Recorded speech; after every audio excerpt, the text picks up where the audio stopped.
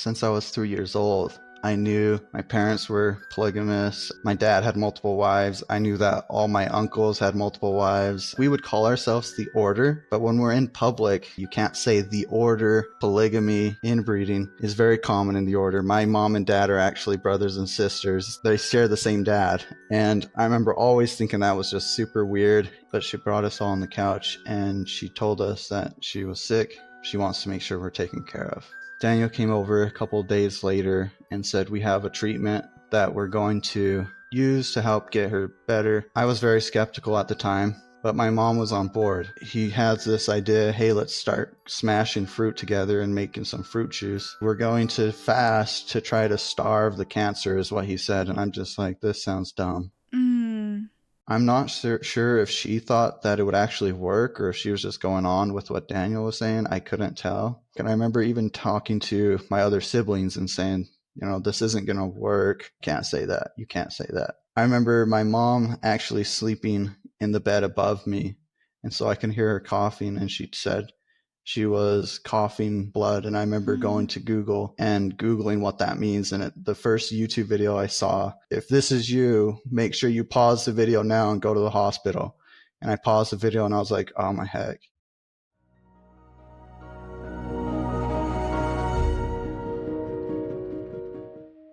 Hey, my name is Shalise Ansola, and this is Cults to Consciousness, where we discuss leaving high-demand religions or organizations and finding healing and independence through awareness and true individual sovereignty. As always, if you're only listening and you'd like to see our faces and interact with us, go to our YouTube channel at Cults to Consciousness. I love seeing all of your comments, your words of encouragement for our guests, who are real people, guys. They are telling their stories bravely, and so we love seeing all of those kind words in the comments. Remember, everyone reads them. So today's guest, we were referred to him by Amanda Ray. We've done a few episodes with her, and she's giving us some more names, people from the Order, which is a fundamentalist sect of the Church of Jesus Christ of Latter-day Saints, a polygamist sect, in my opinion, one of the more problematic ones because they are marrying their half-sisters and their nieces, and it's just, there's a lot going on there, and we're going to get into all of that. But we were given his name, and I'm so happy to connect with him. We're going to be talking about what it was like as a man growing up in the Order. We've talked to Val, but other than that, we've mostly just been talking to women. So this will be a unique perspective. We're going to be talking about what it was like when he left the Order and how some of those same mindsets and programming carried over into his future relationships. So thank you so much for joining us, Joe Robinson. Thank you. I appreciate it. I was actually going to ask Amanda to connect me with you, so I was happy to see that when she connected me to you. So without me even asking, so that was awesome.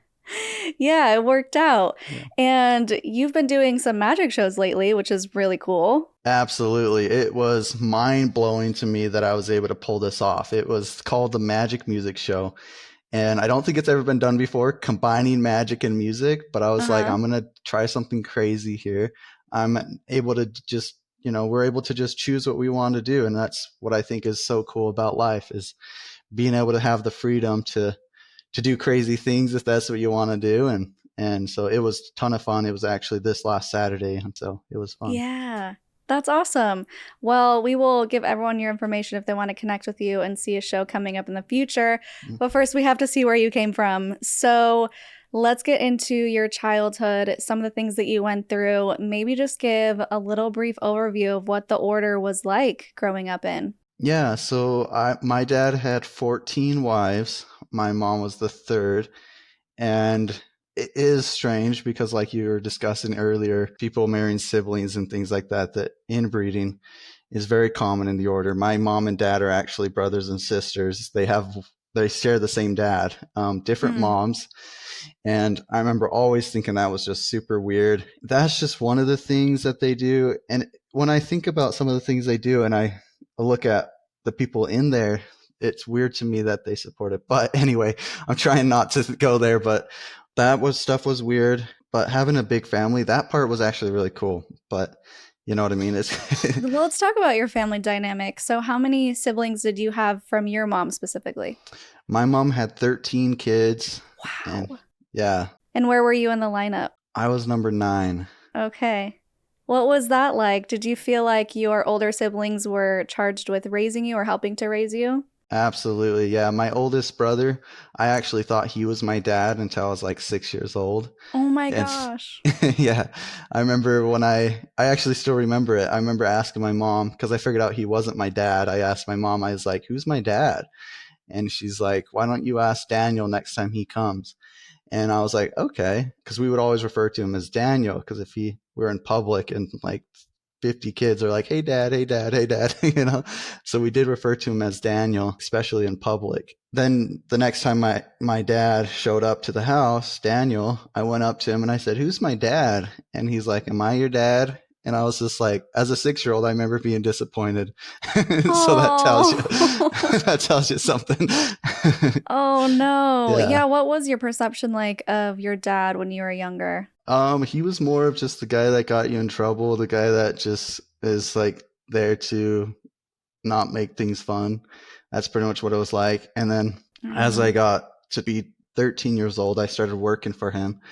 And then he was just a boss figure. So he was never really like a dad figure for me. Nephi still plays more of a dad figure for me even to this day. My older brother. Nephi's your Yeah. brother. Oh, Amanda mentioned Nephi. We are gonna see if he wanted to come Uh-huh. on too.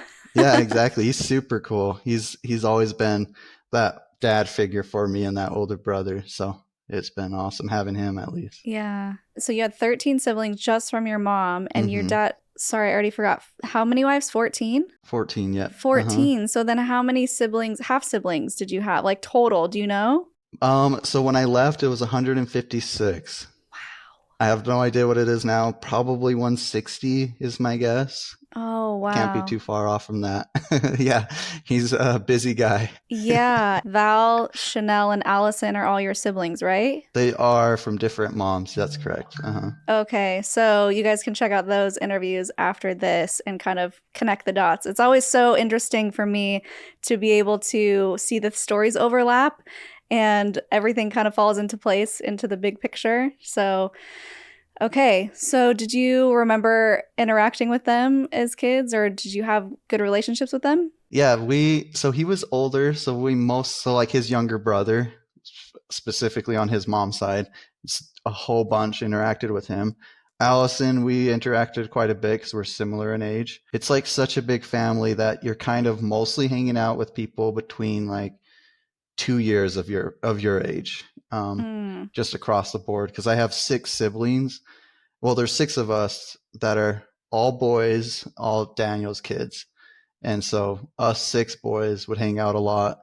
You know, we're all the exact same age. And then like people that were like 2 or 3 years younger than me or 2 to 3 years older than me, we would hang out a lot. And then everyone else would be like kind of rare, if okay. that makes sense. Yeah.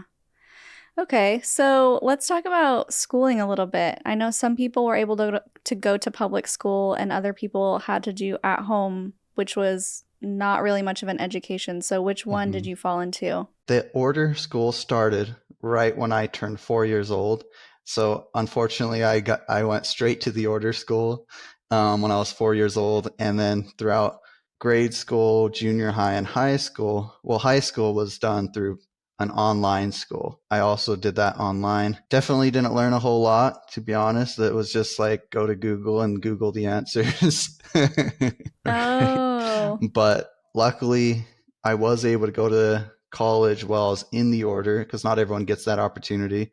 Depending on your situation, they might have you work or they might say, oh, it's too much of a bad influence for you. I was super glad I was able to because that's helped me start questioning. I think if I wasn't able to go to college, I think I would still be in the order.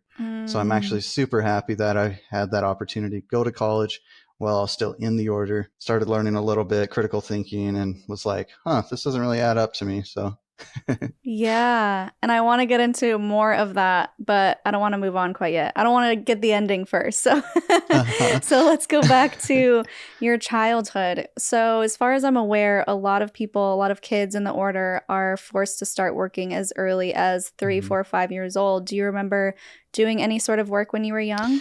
Yeah, absolutely. I think I started working when I was 9. I remember being at a copy shop and assembling books. So there's books that have like, the ring around it, like those textbooks that have the Mm-hmm. ring around it.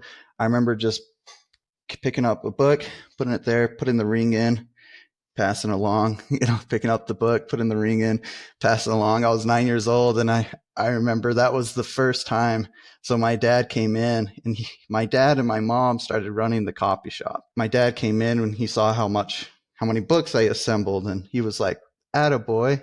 And I was like, "Whoa." That was the first time I have ever gotten an attaboy. And I was like, Mm, okay. And so I started getting really happy about it, and I started doing more and more. And so that was the first time is at work. And so I think it did have an influence on me for sure. yeah. What did you end up doing after that? Or how long did you work there? I worked there a lot after school, and then in the summer. The biggest jobs I would do is that, and then sweeping, mopping, and taking out the garbage. So those were mostly what I did. They didn't like you to be out where the customers were because they didn't want like kids being where the customers were. So I was in the back, at the back of the store where there were no customers, and then taking out the garbages and things like that. So Okay. Yeah, from what I'm aware of, the order owns a lot of different businesses and then they employ the children. So that's kind of how they get around the labor laws. And mhm.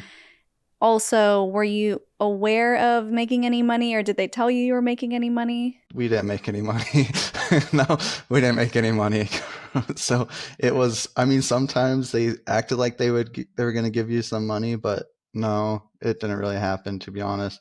I remember later on in life, we can go over it later if you'd like, but I was like, I told my dad, I said, how come we didn't make any money growing up? We told, sometimes we were told we were gonna, and sometimes it wasn't even mentioned. I asked him about it, and he's just like, well, this kid didn't make any money, and this kid didn't make any money. What makes you so special? And I was just like, well, that person should defend themselves. I'm over here Yeah.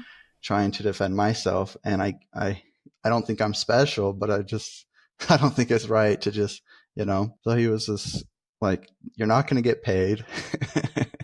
And that was the end of it. So that was pretty much how that went.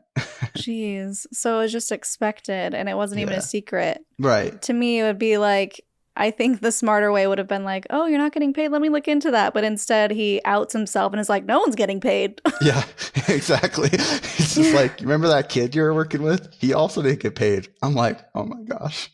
I don't really want Wow. to know his business, by the way. Yeah. So, what are your feelings growing up? Do you know that you guys are different? Your family's different? Were you told that you were different? Yeah, I knew that we were different because we couldn't associate with other families and we couldn't talk about it. So like you can't say the order like we would call ourselves the order, but when we're in public, I remember always being like, okay, you can't say the order, you can't say polygamy, you can't say any of the things that are associated with the order. You can't say any of that stuff.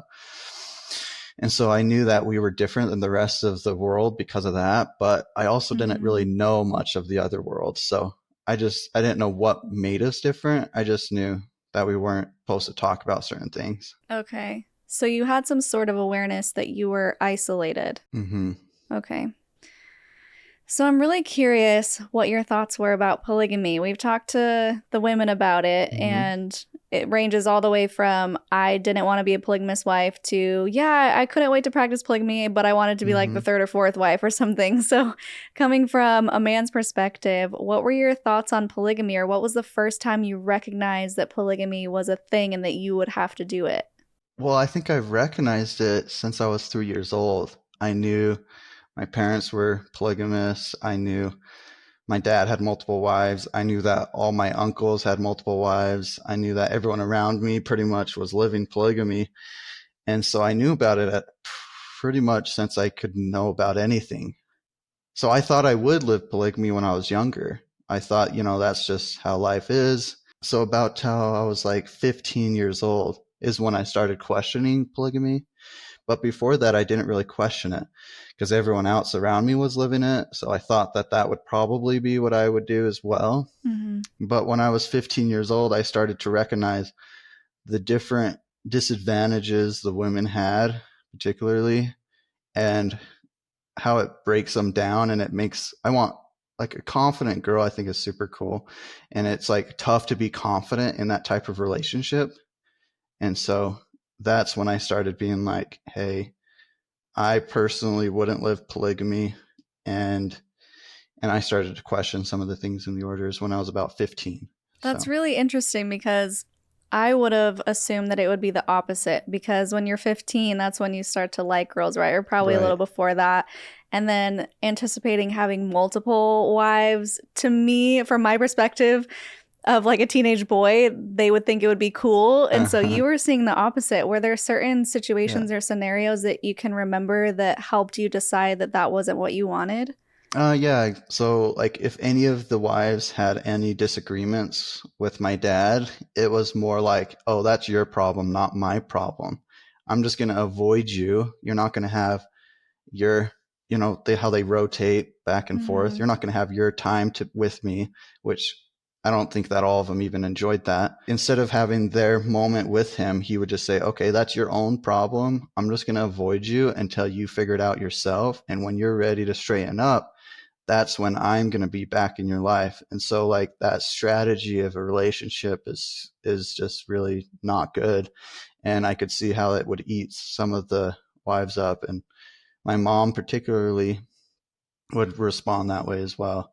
But I actually don't know if my mom liked it that much when he came over because she always seemed more stressed. Mm. So it's like she probably was happy when he would mind his own business, is what it seemed like to me. So I'm thinking either they just don't like each other. I don't know, but that's just not what I wanted because I can see the connection wasn't there. If I'm going to be with someone, I would rather that connection be there. Okay, so from your perspective, none of the wives or the ones that you had noticed didn't have any sort of romantic feelings, or they didn't look like they were in love and you wanted Hmm. a romantic relationship. Right. Yeah, exactly. Someone that actually wants to be with me instead of Yeah, just be with you for whatever reason. yeah. Can we talk about your mom a little bit? Yeah. So, I guess whatever you'd like to share about what you noticed with her growing up, how she was treated, anything of that Mhm. sort. Yeah. So my mom was a super go-getter because she took care of the house completely. She played the nurturing role, so she would make sure her kids are taken care of emotionally. Then she would also make sure that her kids are taken care of financially. There's food on the table. So she played both roles. She was pretty much a single mom and with 13 kids on top of that. So Jeez, I cannot even yeah, imagine. exactly. So, and she would actually drink coffee, by the way. You weren't supposed to. Against the rules. And she would also drink rock stars and all that stuff. But She I mean, deserved that rock star. exactly.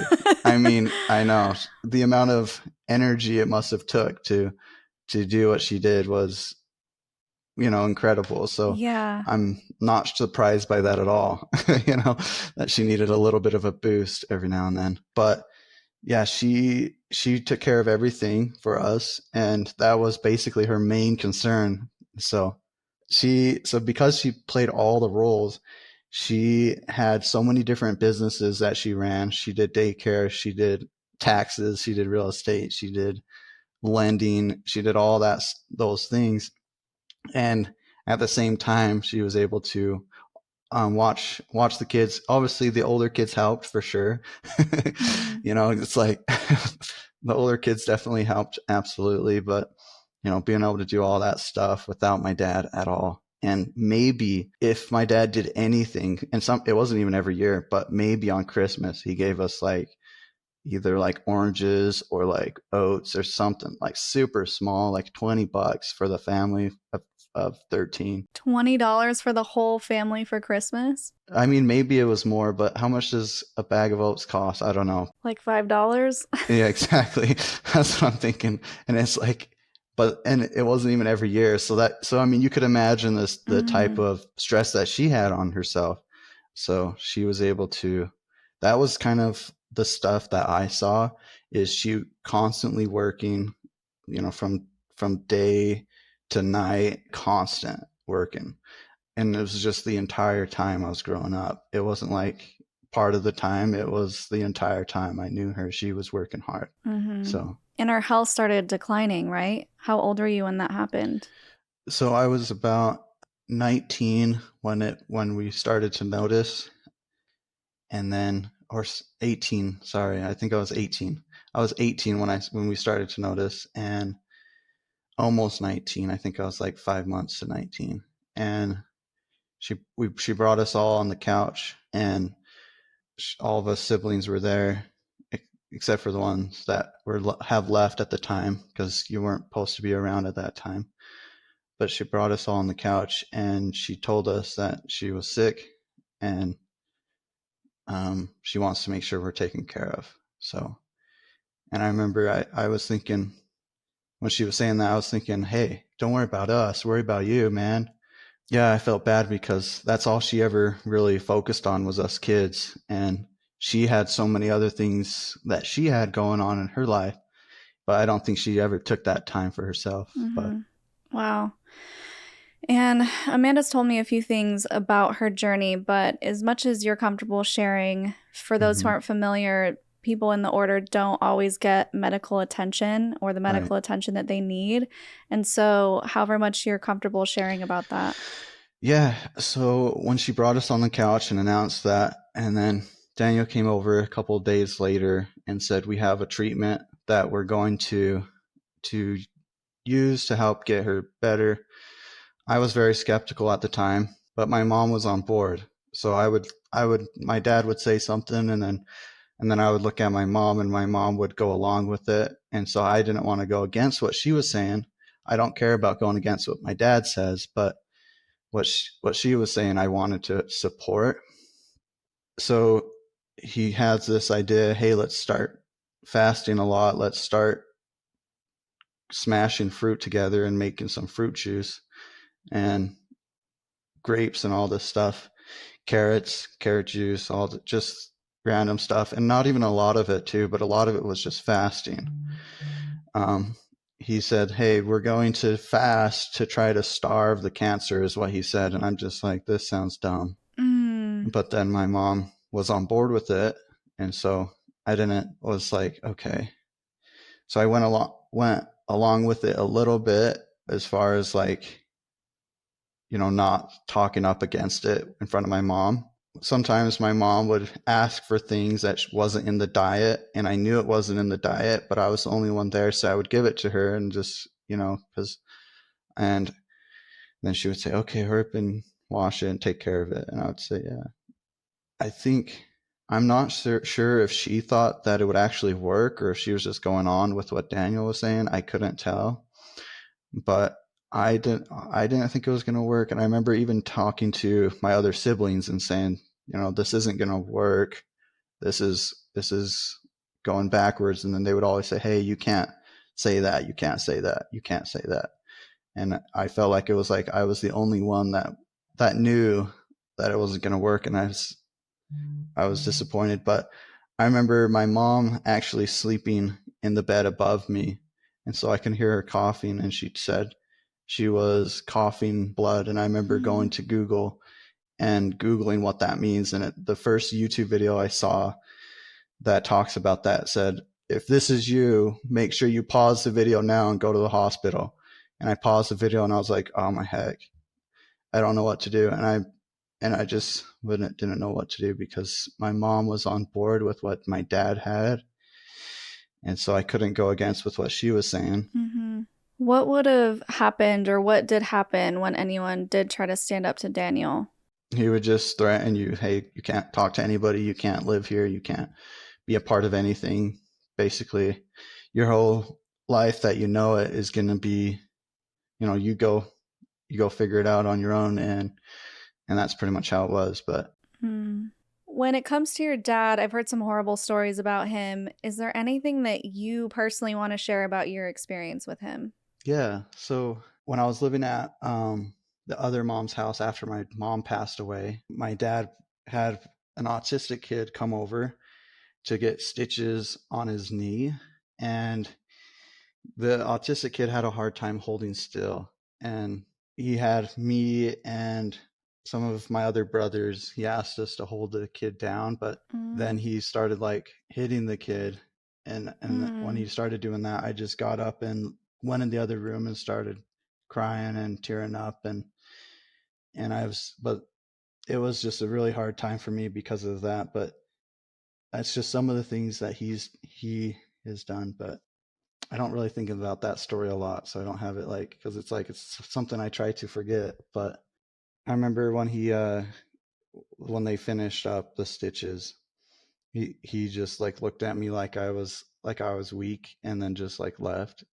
And I remember looking at my other brothers like I was disappointed, and because it's this kid is obviously not capable of holding still. He's just too much like this, too wiggly.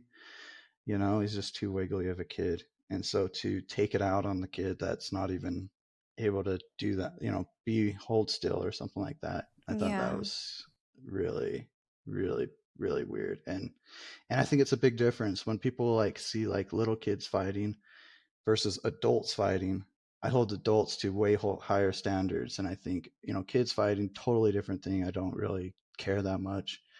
It doesn't really phase me. But when I see adults fighting, and then I'm like, wow, they're acting like a kid, and that's not okay. So Yeah. So he was physically abusive and forcing this child who you felt like didn't have the mental capability of understanding what was going on or holding still, or because I know there's a huge spectrum of autistic mhm. people. And so I don't want to say maybe he didn't understand, but I don't know his mental capacity.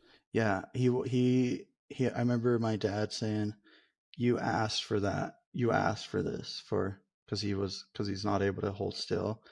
But it's he's just not capable of holding still, and it was very obvious. If Mm, he's just it's they should have just took him to the doctor or something, or even do glue, something else. It's not worth it. But yeah. Is that something that you saw often with your dad? Was he physically abusive to a lot of people? yeah, he was. Yeah, so I've definitely been slapped by him several times. I could tell a funny story. Yeah. I lived in Taylorsville at the time, and there was this video game that I really wanted, and I went to Walmart and I stole it. I was 12 years old. I shouldn't have done that, but I felt bad about it, so I told my mom, and my mom said, "Oh, okay, we'll have to ask Daniel what to do." And so Daniel came, and he just went off, and he slapped me several times and said, go get the game that you took. And so I go downstairs, and I was so scared. I was like I'm not going back upstairs. And so I'm like, okay. I go downstairs to go get the game, and I was like, I'm definitely not gonna go back upstairs. So I jumped up out the window, and I hid underneath this trailer that was back in the back of our yard. And I was just hiding, and it was dark outside. He realized that I left the house, and so obviously he's had trouble with the law before. He's beaten some of his kids before, and they've gotten scared and left and went to, and then he's been to jail because of that. And so once he realized that I was out of the house, he did leave the house. He had all the siblings looking for me. They didn't find me, but later I was it was 1 o'clock in the morning, and so I was hiding for probably 3 hours. Oh, Yeah, because I was so terrified. I was this 12-year-old kid, it's I don't know what to do. It was an instinct, I was oh crap, I just got to get out of here. And I remember I coming back in the house around 1 o'clock. My mom was still awake and waiting, and she was just like, "Where was you?" And I just got so scared that I thought of this story that I got kidnapped and I was going outside. Which, by the way, did not happen, but she believed me. And then my mom told my dad the story, and my mom believed it. My dad didn't. My dad was like, "There's no way that's true. He's just hid or something." And and so I remember my dad taking me around in this car and was like, what house did they go in? Because I acted like I escaped from the oh. kidnapper. I thought of this in 1 second, which was I don't know. I don't even know if this is a funny story, but, but I was just I just thought of it because I was terrified. So, and then he's just my dad's like, all right, show me what house you're in. And then I was like, we're like driving around in the neighborhood. And then I'm like, I think it was that house. And he's like, okay, describe the house to me. I'll go check it out. So he wanted me to describe what it looked like before he got there. So I'm just like trying my best. And I was totally off, by the way. I was totally off. It was clear at that point when he came back, it was clear that it wasn't true. And he's just like, you're not telling the truth, are you? And I was like, oh, I'm not. And my mom was like, oh. And then I could see my dad say to my mom, say, I told you. He was just, anyway. And I mean, I've been slapped by him multiple times. And a different time, he was like, hey, you got to go to Washakie. And I remember him slapping me. He said, if you don't go to the farm, I'm going to force you to go and I'm going to hold your arms and make you work. And, and so I remember all that stuff. And I was just like, okay, yeah, I'm definitely going to Washakie and working on the farm. But this was like, that was at 13 years old. Wow. But it definitely happened. I would never hit my kids ever. I think it's unproductive. You know, I don't see, there's no value in it at all. It doesn't teach them what you're trying to teach them. You're trying to just teach the kid to do what's right. And I think it does the exact opposite. So, and it's like, the thing is, it's like, you're this big guy and this kid's 12. It's like, what is going on? Yeah. That doesn't even make sense. It doesn't even make sense. But Wow. Yeah, it sounds just like a failed attempt at being powerful and being in control mhm, and ruling with fear exactly. and pain. That's whatever reason, I was never controlled by fear. I remember my dad, he said, when he was like kicking me out, I remember telling him, I don't care what you do. You can shoot me in the head. I don't care. Like for me, freedom was like all I cared about and being able to do those things. So like he would threaten you, he would hit you, all this stuff. And I can't explain why it never had any effect on me. It just didn't bother me. But Mm, it only did the opposite for me, yeah. actually. So for you, it seems like because maybe he did it so frequently, it was just like, oh, well, here we go again. It didn't hmm have any sort of emotional consequence for you. Right, exactly. But if someone was like, "Hey," and talked with their words, it had a huge effect on me, and it was like Mm, way the opposite. So, and when people would use physical violence to try to get their point across, for me, it actually made me lose respect. As soon as my mom passed away, I was much more vocal. There was no reason for me to be there. I figured there's nothing for me here anyway. And so I started talking to my brothers and my sisters. And that's when my dad was like, okay, you need to leave and go figure out where else you're going to live. wow, I just feel so awful for not only your mother, but all of her kids, all of you guys, for what you had to watch her go through, because I'm sure it wasn't a pleasant way of going.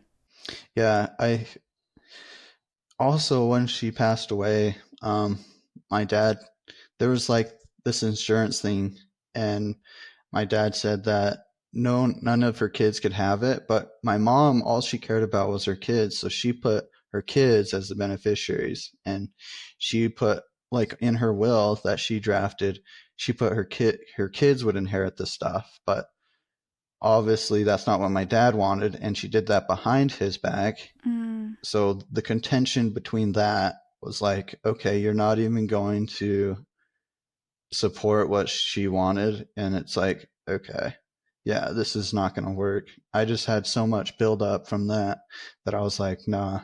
yeah. So did he end up taking the money or whatever she left to you guys? Pretty much, yep. So pretty much anything that was left, if we wanted anything at all, we had to buy it, even if it was like something that was insignificant that could only have value to one of her kids. Even stuff like that, you would have to be, he would be like, hey, figure out what you can get on it on KSL. Like if you listed it on KSL, what can you get for it? And that's what it's worth. And it's like, this isn't even really worth anything, but okay. Yeah. It was ridiculous, honestly. I was like, okay. And that's a common thing as well, right? Where even hmm once you did start earning money, the money would go into a bank account owned by the order, and then you were only able to access it if you got permission from your dad to take it out. Right. Yep. Exactly. So when I left, my dad said, hey, Kay, if you don't agree with all this stuff, you got to go figure out where else you're going to live. And so I went to my sister's house. She left before me, thank goodness, because that made it a lot easier for me. But I went to her house and I was like, can I live here? And she said, yeah. And she's like, okay, but you got to get your money from the office. And I was like, okay. So I go there. My sister stayed in the car. I went to the order or bank and I just say, hey, can I take out a withdrawal? And they're like, how much would you like? And I just said, all of it. And they didn't, I don't even know how much is in there, by the way, because they don't keep good record of that. You just, you don't even know what you have when you're in the group. It's just, you can't like go to your, how nice was it when I was able to go to my phone and just look at how much money was in the bank? That was super nice. Yeah. But we didn't have that opportunity when you're in the order. It's just, you don't even know what's going on, you know, so they can just take it. They can not take it. It's just up to them. What did they say? Yeah, I went to the office and I was like, can I get all of it? And they're like, no, you can't get all of it. You have to ask your dad first. And I was like, oh, okay. And then I just like walk out like nothing, and like nothing happened. And then Julie's like, what happened? And I'm like, they said I can't take it. And then she's like, let's go back in. And then I'm like being quiet and like, cause I know these kids, right? I know everyone in there. And my older sister is just like, you guys have to give him his money. And it's like, they just, I guess, gave me a certain amount of money, which I don't know if that was everything. There's no way of knowing, but they gave me a certain amount of money and I just got it. And then I just never looked back after that. So. Do you remember how much it was? It was like 12,000. Okay. Yeah. I mean, that sounds like a lot more than some of these girls who go in and get like a few $100 or something. Right. So they gave me 12. It was like 12,000. I can't even remember if it was like 12,000 even. Yeah. But I think it was about 12,000 or maybe 11, about 12,000. And I was like, okay, well, I guess that's that. Wow. So all you just had to go back and ask more aggressively. And then there's like, oh, right. Pretty much. But I wasn't going to do that. So I was glad to have my sister there. Yeah. So how many siblings were left? Because if you were the 9th child, it doesn't seem like anyone, well, a few might have been underage, right? When your mom died? Yeah. So if you were underage, there was 3 that were underage. What happened to them? I mean, obviously you don't have to tell their story, but I just wondered if they would get pushed to one of the other wives' homes or something. Yeah, that's exactly what happened. Yep, exactly. So that's even what happened to me for a little bit. So my mom passed away and I still was in the order for about 6 months. Yeah, about 6 months. And I was still in the order and talking to my siblings being like, what is going on is not okay. This is just absolutely terrible. And then the word got back to my dad, and that's when my dad said, you got to go. So I was still, that's exactly what happened with me as well. We just went to one of the other moms' homes and lived with them. So from what I've been hearing, they almost want some of the young men to leave because they don't want you to take some of their women because they have multiple wives. Did you get that impression at all, that they didn't really care when the men would leave or they would try to push them out? I mean, what they did, they changed what the requirement is. So now they tell the men that they don't have to get married. That's not a requirement. What you have to do is work and provide for the order. Oh. And so it's a very common knowledge though that they're not all going to get married. If you look at, they have a single men's class on Sunday and a single women's class. The single men's class is giant. It's just loaded with men. And the single women class is very small because it's 18 and older. Yeah. Yeah, it's very common knowledge that all the men in the order will not get married. And so what they say is, you know, if the Lord wants you to get married, you'll get married. If he doesn't, if he has something else in store for you, then that's what's going to happen. So that's pretty much it now. How do they have their cake and eat it too? Because the reason they're practicing polygamy, at least to my knowledge, is because Joseph Smith said it's required to practice polygamy to get into the celestial kingdom, the highest level of heaven in Mormonism. And so that's why they're practicing polygamy. But then they started realizing, oh, wait, we're going to run out of women. Don't worry, guys. You don't have to even get married. Exactly. Yep. They changed it. It used to be like if you get 3 wives, that used to be the goal. Right. But I think as of I think they started saying you don't have to get married. I think they started saying that when I was in the order about I want to say 2014, they started saying that. And around 2014, they were like, you know what? We can clearly see the numbers aren't working. Let's just tell them they have to do what the Lord wants. And by the way, what the Lord wants is what they want. Exactly. They're like, wait, this math ain't mathin'. We're not going to get any more wives if we let the younger ones get married. Exactly. And it's impossible for them all to live polygamy. And I think it's very common knowledge that they know they won't get married. A good percentage of them. So that seems like if you were the type of kid who did want to practice polygamy, I'd be a little upset if all of a sudden they're like, just kidding, you may not even get married, but you have to be a workhorse for us forever. Let's talk about what you were thinking because you're not allowed to date, right? So I'm sure you're having crushes and you're thinking about, oh, who could I go forward on is what they call it. So did you ever go forward on anybody? There was one girl that I started catching feelings for when I was 14. And I went up to my dad and I told him about it, and I told him the direction I had, which was just a dream when I was thinking of her. But I told him the direction and he said, well, we'll have to pray about it. And that's pretty much all it went to. I ended up asking her to dance a couple times. I think she got figured out that I wanted to because you're not supposed to tell anyone, right? So I didn't tell her explicitly, but I was told if you dance with the girl twice in the same dance, then that means you like her. And so I danced with her twice, and then she asked her friend not to tell me not to dance with her. So I was just like, okay, never mind then. Oh no. Yeah. So that with my dad not getting the approval there, and then her friend saying, hey, he said not to dance with her twice. And I was like, okay. And then I just never thought of it after that. And so I left when I was 20, and I've never, since being in the order, I realized eventually, when I was 16, I realized I wasn't going to be there for my whole life. And so I stopped even trying to find a relationship in the order because I knew that was just not what I was going to do.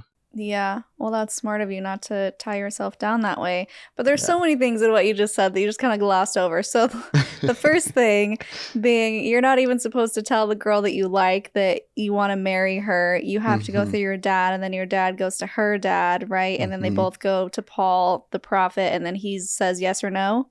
Exactly, yep.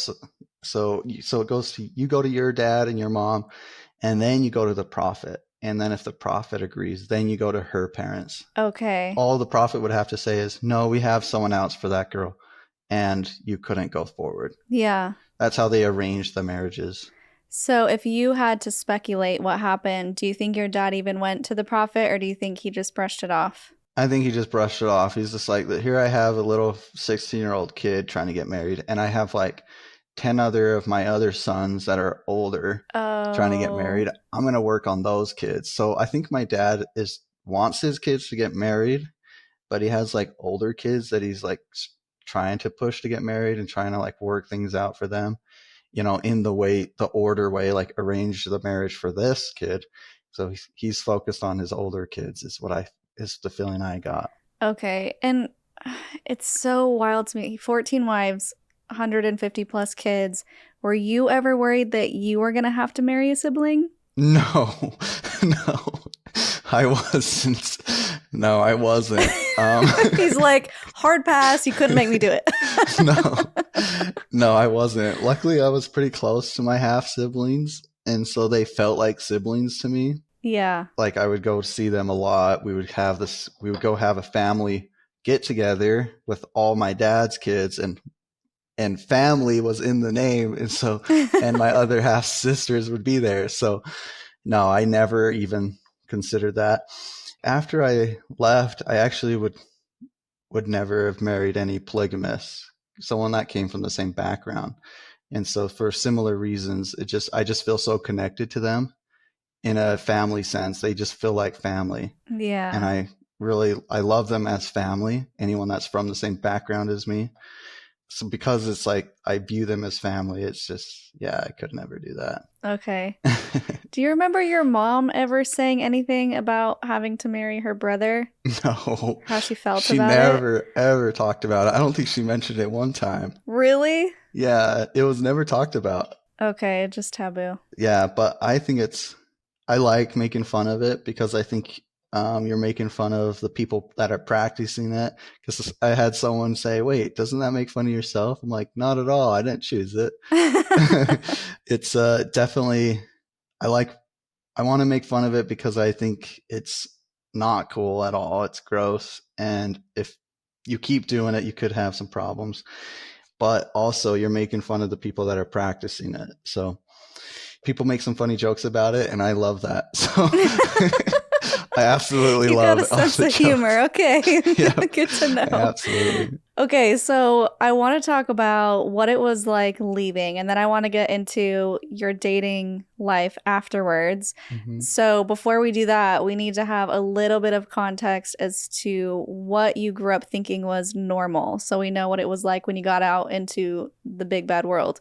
So what was your knowledge around dating or women or marriage or any of that? Well, when I left, I was 20 years old. I've never kissed a girl. I only held hands with a girl while I was dancing with her at an order dance. And so, like, you can kind of guess my experience and like what I knew about dating and all that stuff. I was very behind, so to speak, compared to my peers. Mm-hmm. So I went to the University of Utah, and my first girlfriend that I dated, I didn't even necessarily want to date her. It sounds really weird, but we started hanging out, and to me as friends, but it turned into something else. And I remember trying to not let, like, it seems so weird. I remember trying to not let it get into a romantic setting. And it just kind of went that direction. And I was like, no, I don't want to even date. So it's kind of weird. It was really weird. But as far as what's normal, you asked, did I know what was normal? No, absolutely not. I didn't know anything really. It felt like I started this new world, like this new life that I had no knowledge of. And it was so weird. And now we're 9 years later, 29. I could just remember like that old person, like it was totally different now than what it is now. Yeah. I was wondering from a guy's perspective too, because I'm imagining that when you tell a guy or you don't give him any sex education, and then everyone has hormones, of course, it's natural. Yeah. It's normative to have those type of romantic feelings. I would imagine that all of the boys would be like sneaking dirty magazines or something, or like trying to look things up and figure out what sex is so that you actually had some sort of context. Did you guys do that, or were you too afraid to look up anything? Well, I mean, I absolutely did that. Absolutely. It's okay. You don't have to be embarrassed. It's okay. I absolutely did that. No. I mean, of course I did. Okay, so you had some context as to like what you're supposed to do eventually. Yeah. Okay. Yeah, exactly. Yeah. Okay.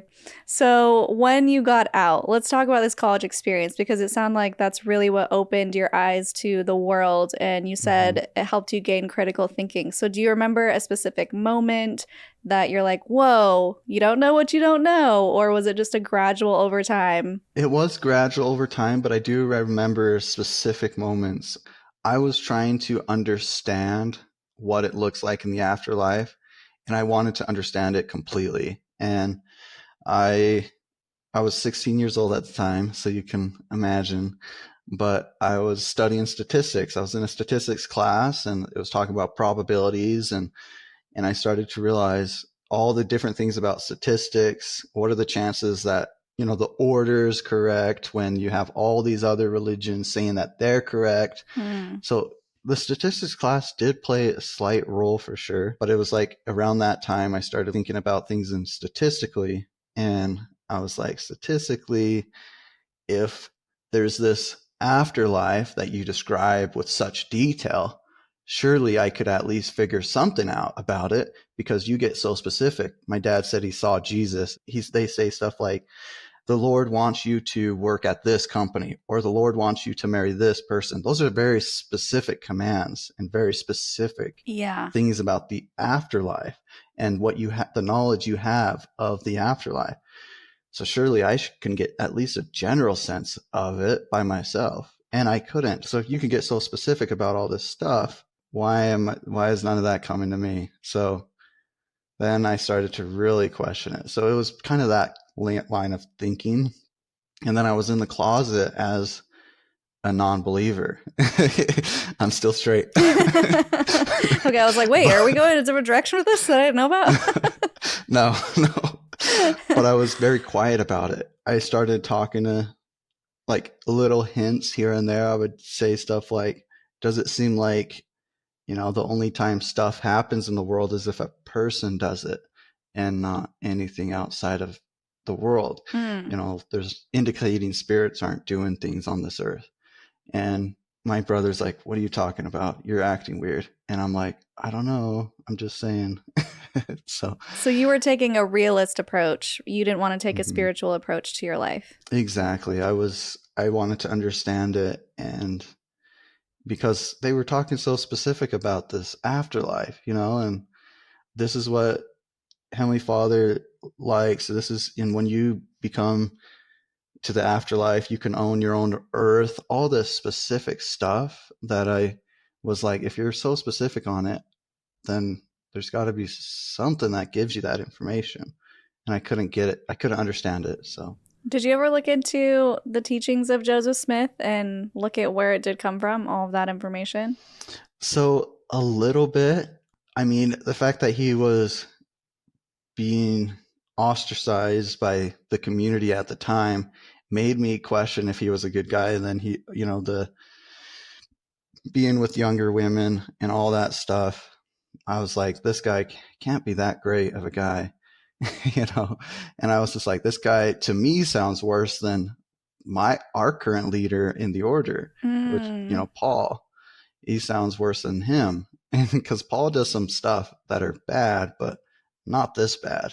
And so then I started to be like, no wonder he was sent to jail. No wonder, statistically, why was he sent to jail? Maybe because he's a bad guy. So, I mean, that made a lot more sense to me than saying, oh, he's a good guy. They just didn't like him. Right. So in that sense, you didn't even transition to mainstream Mormonism before you were out. You just cut it off completely. I just cut it all off completely.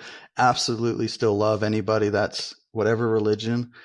I will say I did have a hard time with religion for a little bit. I was in the dorms, and it was like my first day on campus, and I got dinner with this girl, and she brought me over to her dorm afterwards, and she had a picture of Jesus, and I was like, oh, are you religious? And then I just walked out. It was, I'm super glad that right now I can absolutely respect anybody and everyone for whatever they choose to believe. But it was just so fresh for me that it was tough for me to be with people that were super religious, because every time it was do what I tell you, do what I tell you. Yeah. And that's totally understandable. And that happens with a lot of people. And we, of course, respect any direction our guests go after they leave these high control groups, high demand religions. I would say there's a lot of times people in the comments are upset that people have walked away from Jesus or God or Christianity as a whole.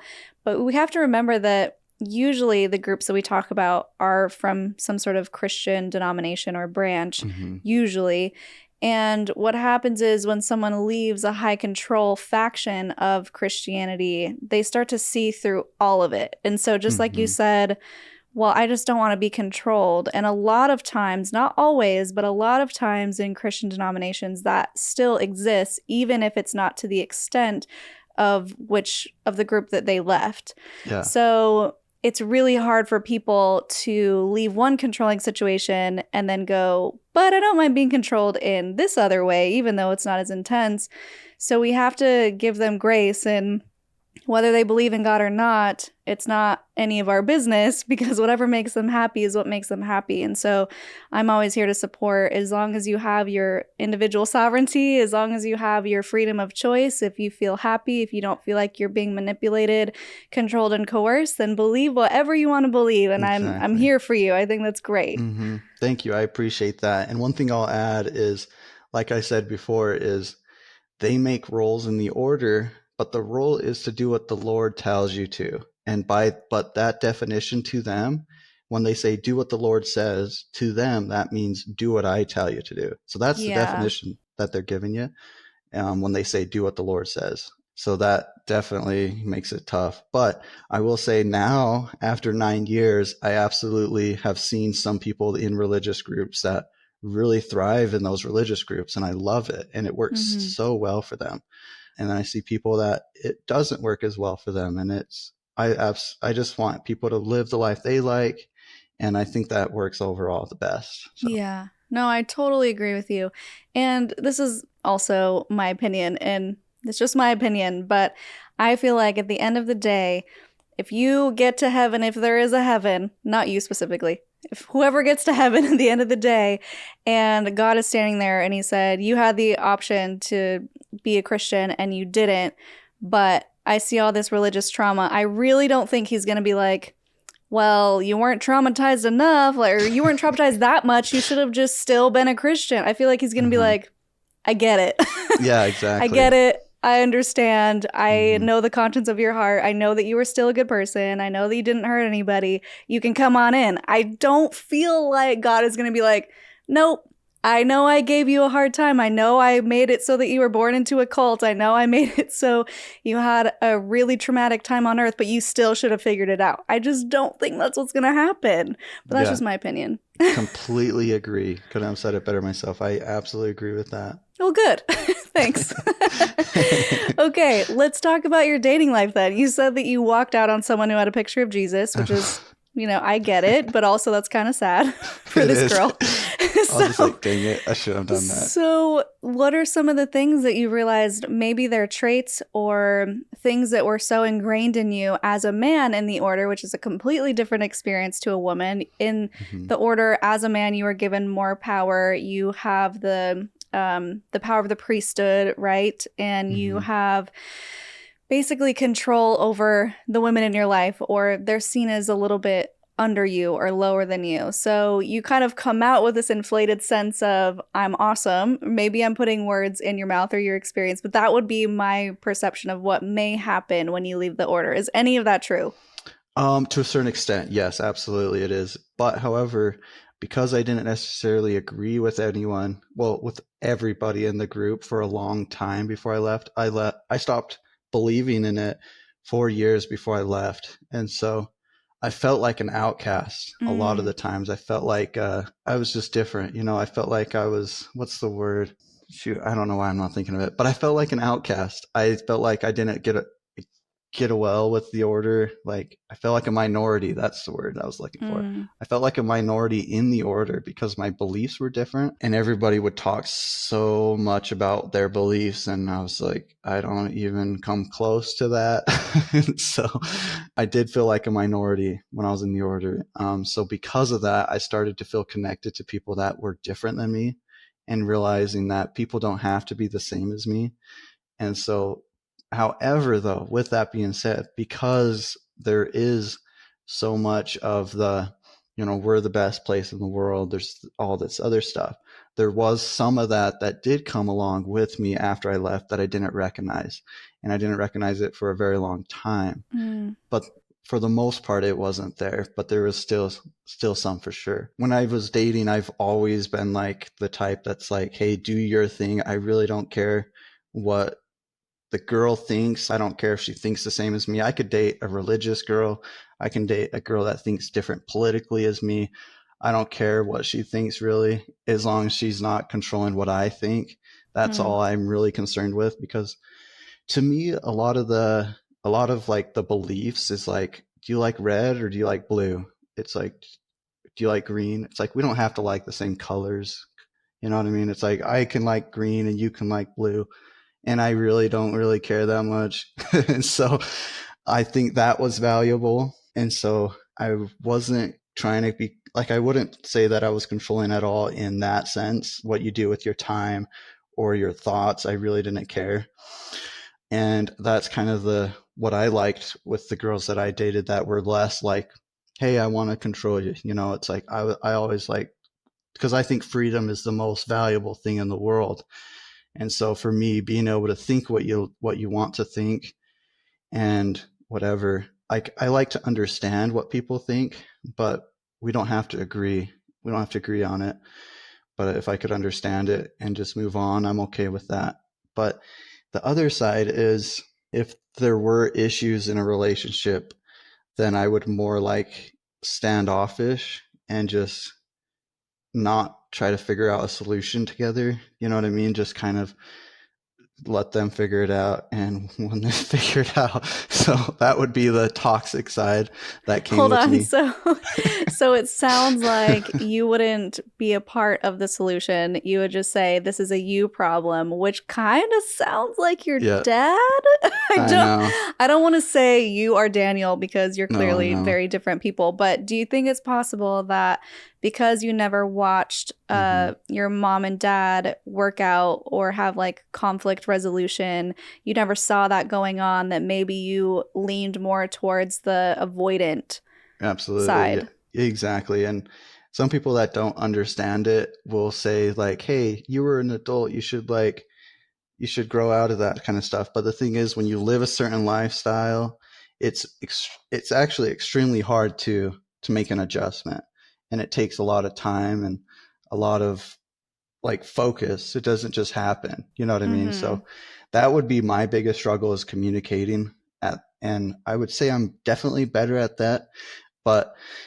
that was my biggest struggle with serious relationships that I've had in the past, was communicating and working together to solve problems, instead of just being like, oh, that's, whatever, do my thing, you do your thing, I do my thing, and it's, we'll cross paths when we need to. Types. Right.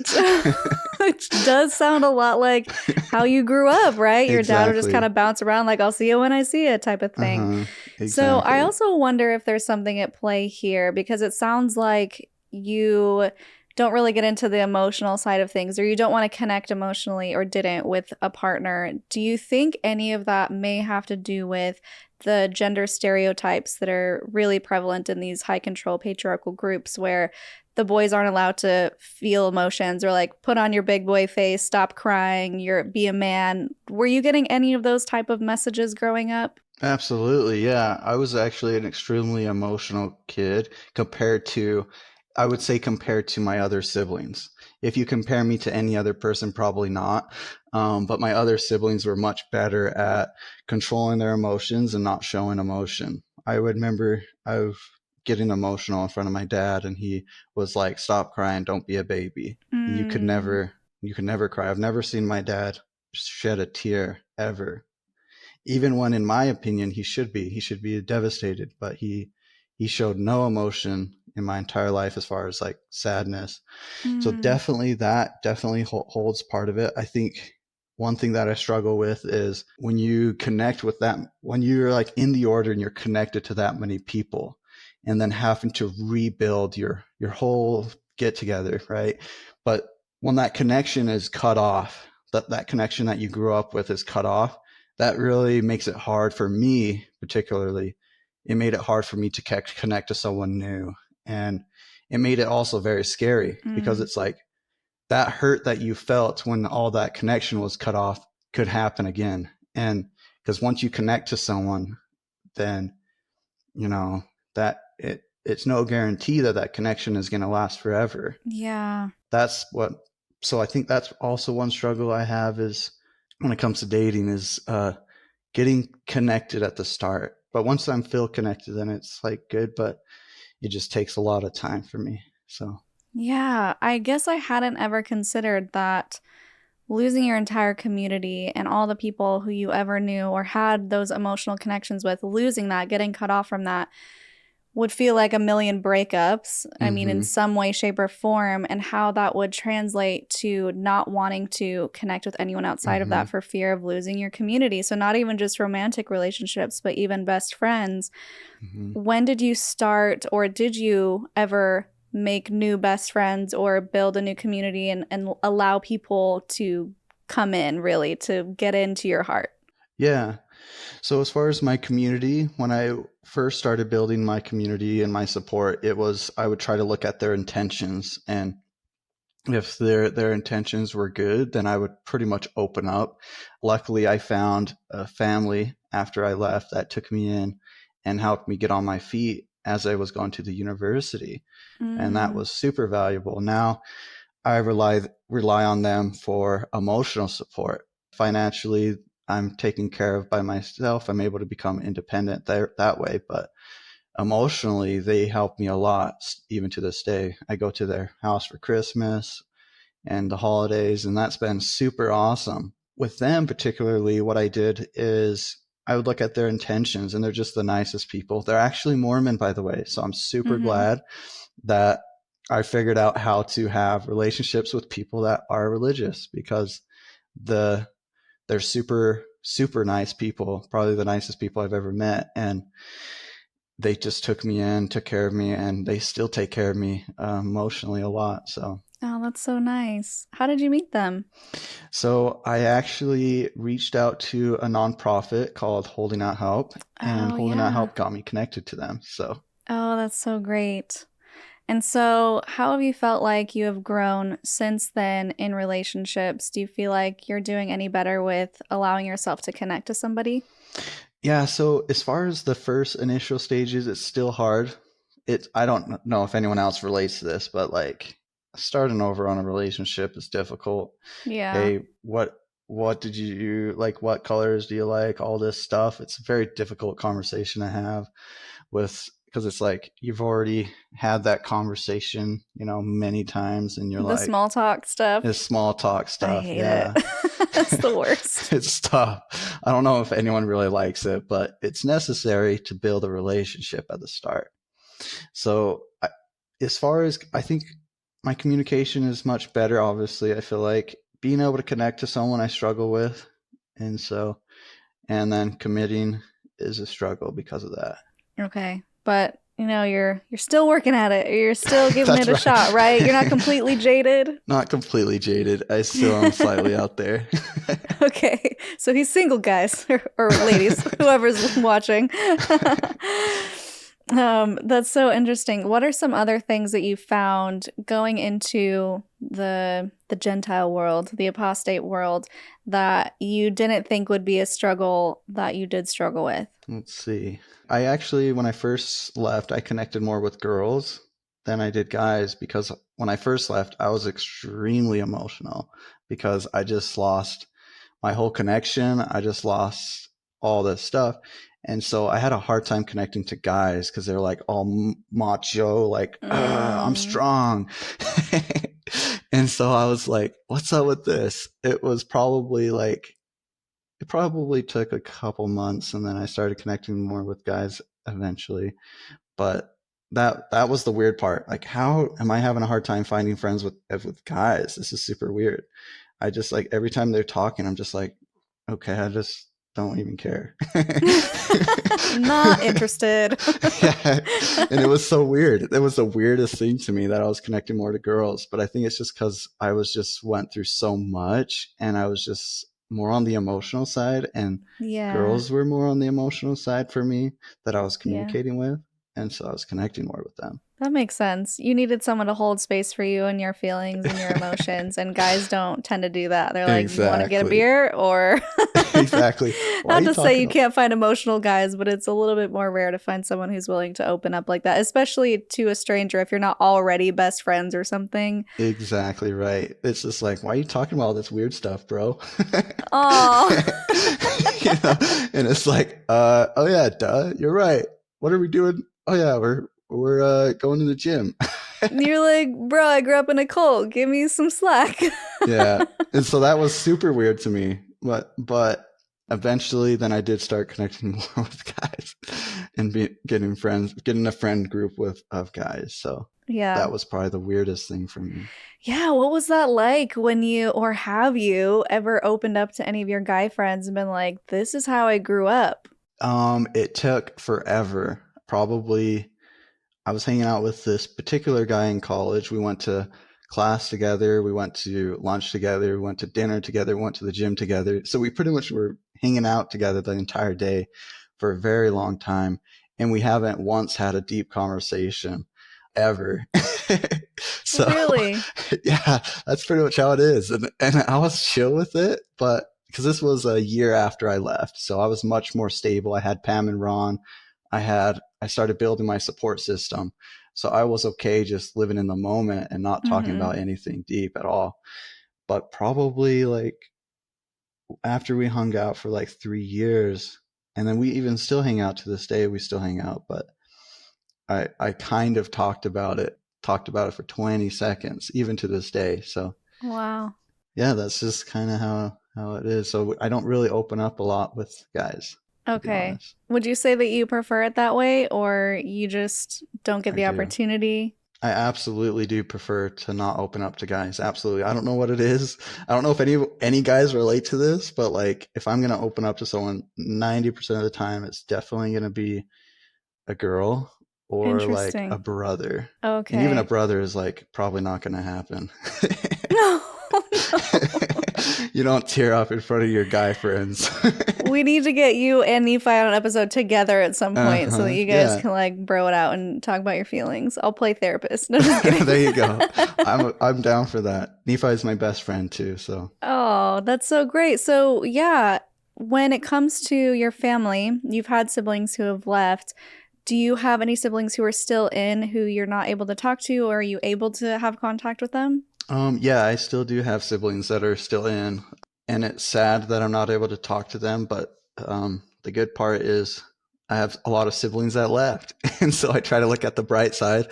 But yeah, there definitely are siblings that are still in the order that I haven't talked to for like 9 years, and Oh man, so yeah, that sucks. What would happen if you did try to reach out to them? they wouldn't allow me to talk to them unless I got Daniel's approval. So if somehow Daniel said it was okay, then maybe I could. That would be the only way. So and it's like that's not really that exciting to do. But at the same time, I'm just crossing my fingers and hoping that they're living their best life. There's not a Yeah. lot I can do about it, but I just have to hope that they're having a good time because I'm having a fantastic time over here. So as long as they're good, honestly, I'm good too. Yeah. That's my hope is that they're just having a good time and a good life. Well, other than being a beacon of light and evidence that you can have life after a cult, Hmm. if one of your family members were watching this and maybe they're still inside and they're trying to figure out how to leave, do you have any advice for them? Yeah, my advice is to just do what you want to do. And this applies for me for anything. Like if you people say, "Well, what should I do for a living?" Should I do it's like do what you're best at. No, I don't think you should even do what you're best at. Just do what you like. Just say, "Hey, I like to do this. Go do it. Even if you suck at it. I don't really care how good you are at it. If you want to do it, then that's what you should do." So just go do what you like doing and go do what you want to do. And if you want to stay, absolutely, that's probably the best thing for you. If you don't, however, then you have to leave. You can't stay. You Mm, have to do it the life that you want to live. So that would be my advice is just live the exact life that you want to live. If you make mistakes, it doesn't really matter because as long as you're here, you're going to be here for the next 30, 40, 60, maybe who knows how long, you know, you're going to be here for a very long time. So go do the things that you want to do, and don't care about, oh, I might lose, you know, whatever. I might lose this. It's like, that's fine. You're going to be here the next day. You need to recover. You'll recover. You're going to be here long enough to recover. That's my advice, is just go do what you want to do, and don't worry about what it might take or what it might cost. Just go do it. That's my advice.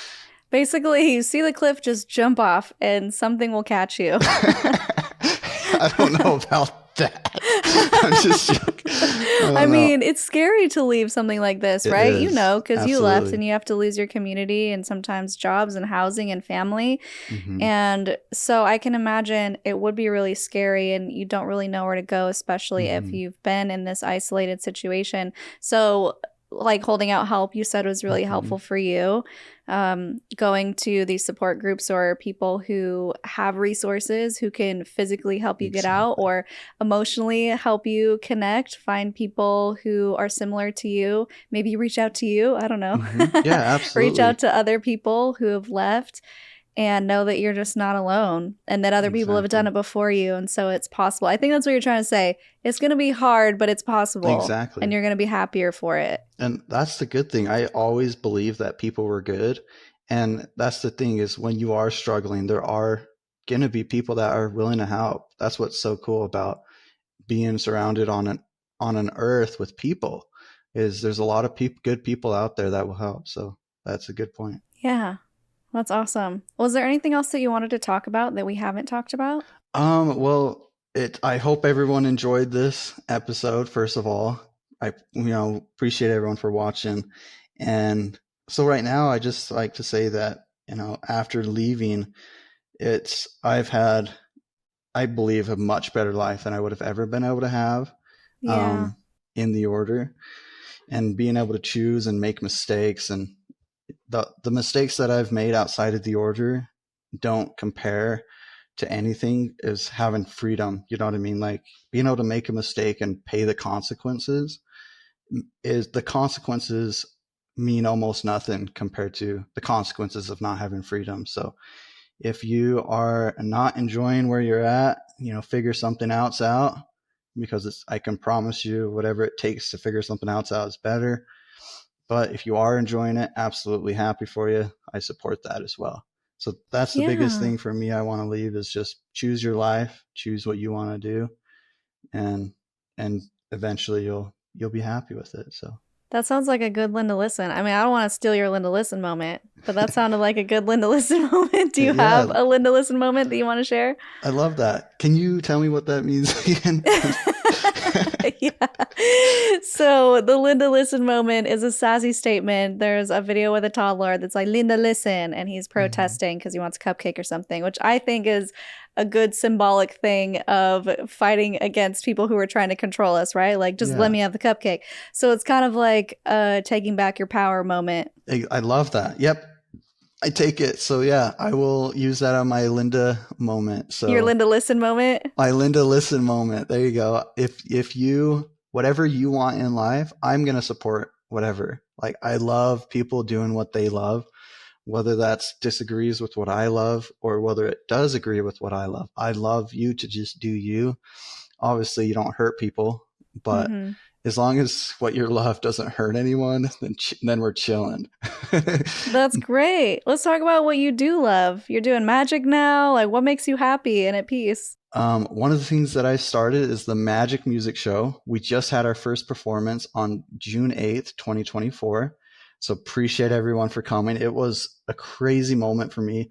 One of the performers, Mace, she's been doing music for over about 10 years. And I actually remember when I was in the order, my younger brother showed me a talent show that she was on and was like, look she's doing so good. And we were both like, I admit it, we both had like celebrity crushes over her.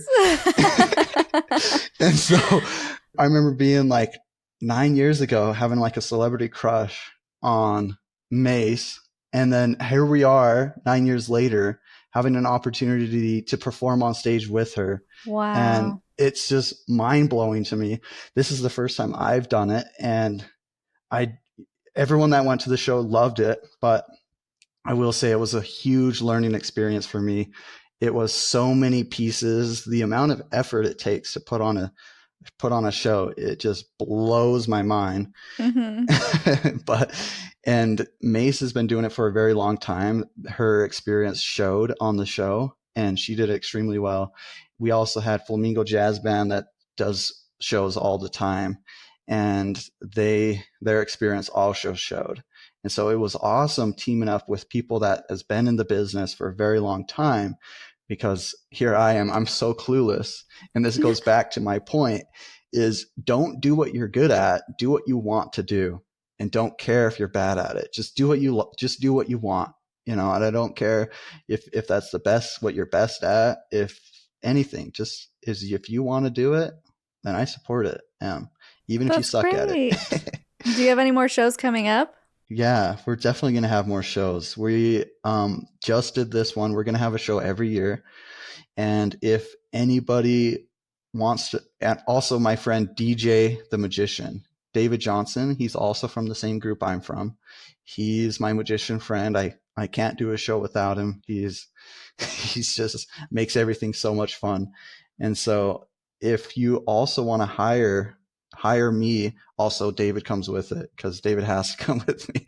If you want to hire me, you can message me on Instagram, or just message me on Instagram, ask me about the next show. We're going to be having a show at least once a year, and it's a magic music show. So we combine magic and music. Also, I think you're putting a link in the description of the highlights of the show. Yep. Awesome. You sent me the video, so we'll put the link in the description if you guys want to check it out. And if you want to reach out to Joe, his Instagram is John Joseph Robinson. We'll put that in the description also. And that's great. I love that you found something that you love doing, and I can tell it just lights you up when you talk about it, and that's great. And that's the huge reason why at the end of every show I say follow your highest excitement, because do what makes you happy, do what helps you find peace. We're never going to have a completely trauma-free life, but we can always do the things that make us happy and, hope for the best. So I love that. Is there anything else that you want to talk about? Any final thoughts? No, I don't think so, but I appreciate you again for having me on. Hopefully we can do more in the future. And yeah, you have a really good audience base. So I appreciate everyone for watching too. Oh, that's so nice. Yeah, it was great talking to you. I loved hearing from a different perspective about the order, and I'm sure we'll be seeing each other again soon. And you guys, thank you so much for watching. Leave those words of encouragement down below. We love seeing your comments, and it does help the algorithm. If you want to become a patron, patreon.com/cults2consciousness. Our newest patrons, Shauna, Jamie, and then we have William at that highest tier. Thank you so much, William. We appreciate you. And honestly, just interacting with our channel in any way is hugely helpful. So even if you're not becoming a patron, it just means so much that you're willing to leave a comment and and all of those YouTube-y things. We just started another sister channel, if you guys are not aware, Cults to Consciousness Clips, where if you're like, hey, I just want to see a couple of tidbits from here and there, at Cults to Consciousness Clips. We have merch at cults2consciousness.com under the merch tab, of course. And if you like this video, I'll link 2 more down here below that you can check out. And until next time, follow your highest excitement, be conscious, and be well.